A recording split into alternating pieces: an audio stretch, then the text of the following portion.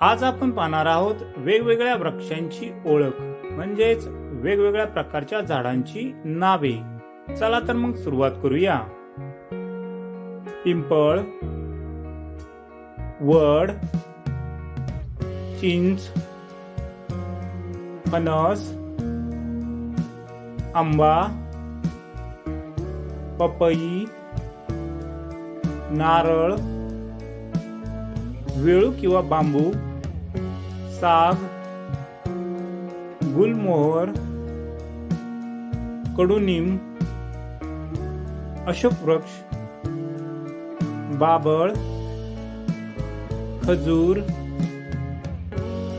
केळी, ओक वृक्ष, पेरू, निलगिरी, चिक्कू, सुपारी। तर ही होती 20 वृक्षांची ओळख।